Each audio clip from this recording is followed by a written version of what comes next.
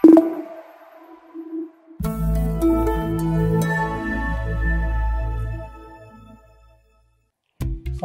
warahmatullahi wabarakatuh. Sobat pelatihan yang berbahagia, saya Marudin, Wideiswara Pusdiklat Kementerian Agama. Pada kesempatan ini akan menyampaikan materi tentang rancangan penelitian tindakan kelas. Biasa kita sebut dengan PTK. Pada kesempatan ini saya ingin membahas 4 hal. Pertama, tentang judul PTK yang biasa sering ditemukan kesalahan dalam membuat PTK.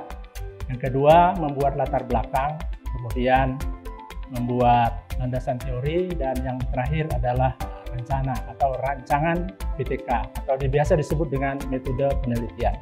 Baik, kita masuk yang pertama tentang judul. Nah, judul ini biasa menggunakan rumus 5W 1H ya. Nah, biasanya apa yang harus ditingkatkan ya?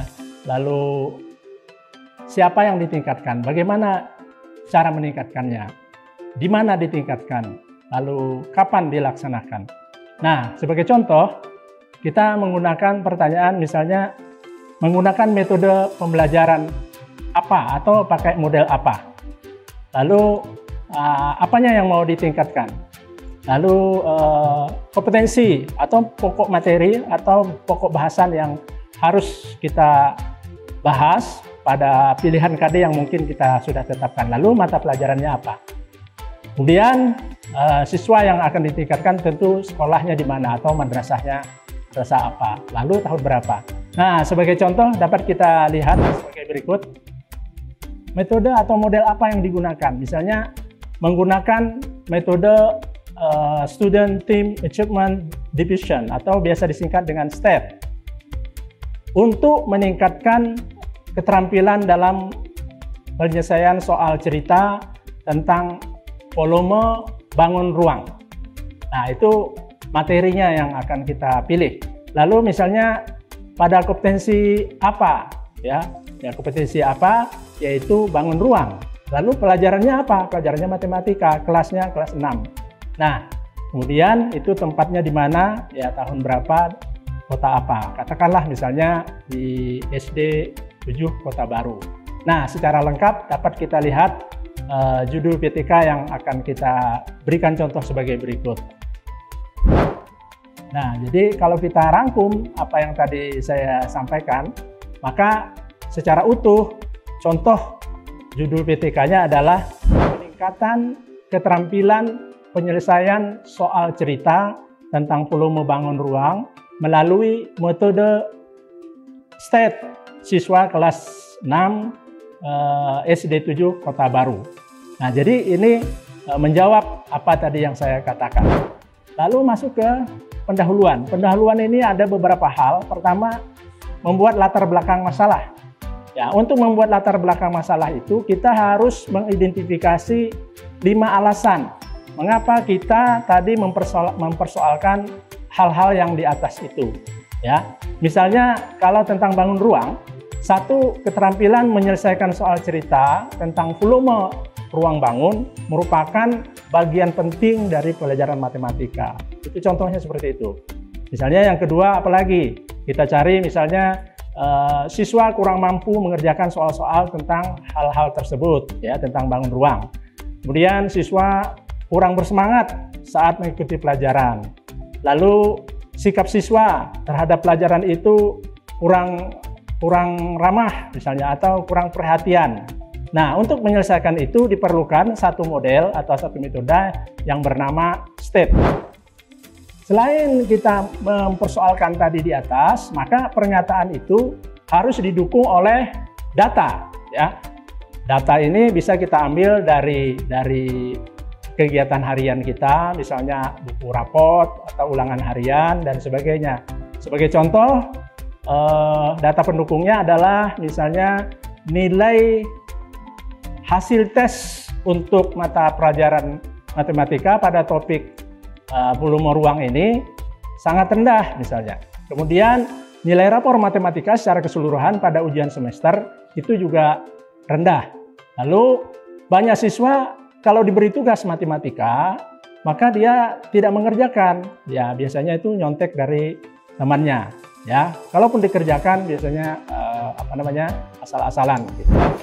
Lalu secara spesifik kita dapat merumuskan masalahnya adalah sebagai contoh, apakah dengan model state dapat meningkatkan keterampilan dalam menyelesaikan soal cerita tentang peluang membangun ruang pada materi bangun ruang mata pelajaran matematika siswa kelas 6 SD 7 Kota Baru tahun 2022. Tujuannya apa? Tujuannya adalah untuk mengetahui penerapan model state pada materi keterampilan penyelesaian soal peluang membangun ruang pelajaran matematika kelas 6 SD Negeri 7 Kota Baru. Jadi hampir sama dengan tujuan, tinggal merubah. Lalu yang keempat untuk latar belakang ini adalah manfaat. Apa sih manfaat PTK? Kita rumuskan nanti manfaat PTK itu ada 3. Satu untuk siswa, yang kedua adalah bagi guru, dan yang ketiga adalah untuk madrasah.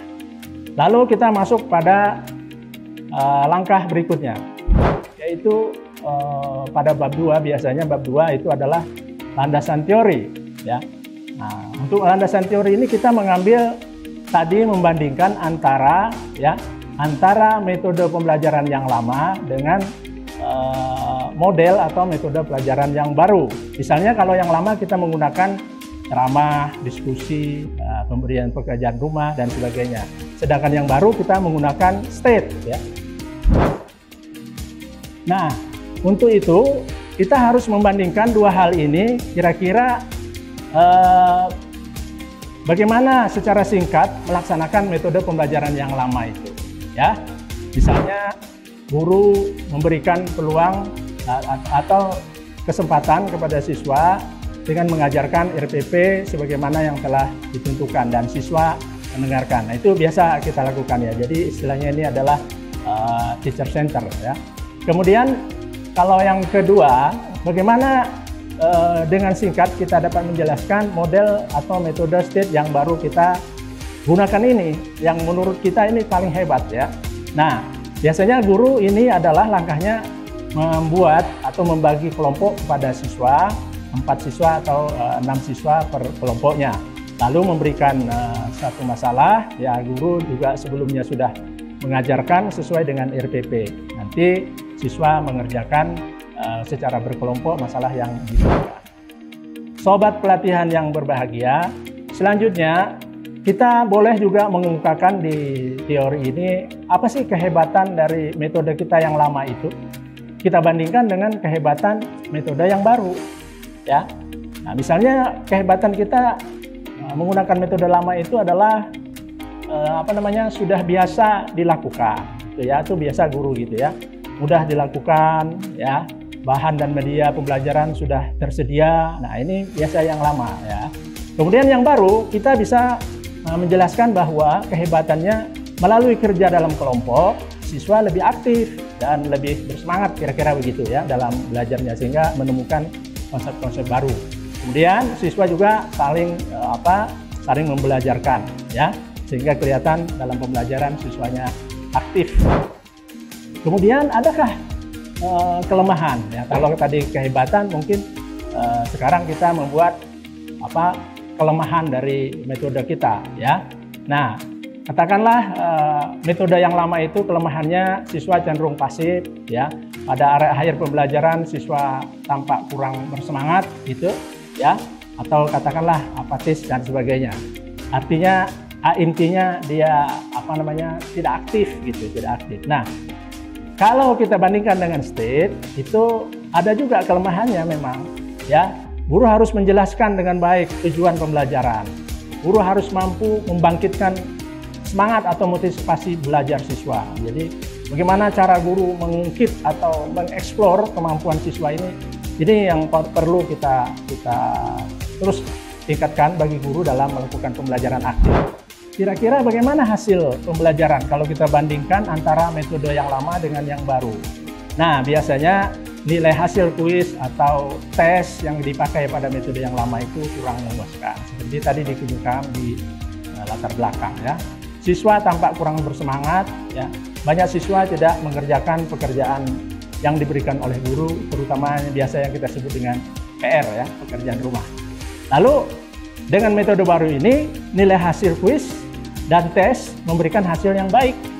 Ini sudah dapat kita lihat dari beberapa literatur hasil-hasil penelitian yang sudah ada. Siswa lebih bersemangat dan gembira dalam mengikuti pelajaran, terutama di saat melakukan diskusi kelompok. Siswa lebih aktif, ya, lebih berperan dalam mengerjakan pekerjaan yang diberikan oleh guru. Sobat pelatihan yang berbahagia, yang keempat, seperti yang tadi saya sampaikan adalah rancangan tindakan atau metode penelitiannya. Nah, kita menuliskan kembali apa sih model yang dipakai atau metode yang kita gunakan pada saat penelitian ini. Tadi kita sebut dengan istilah STATE atau Student Team Achievement Division. Lalu secara rinci, apa sih langkah-langkahnya untuk melakukan tindakan ini? Maka dapat kita berikan contoh di sini.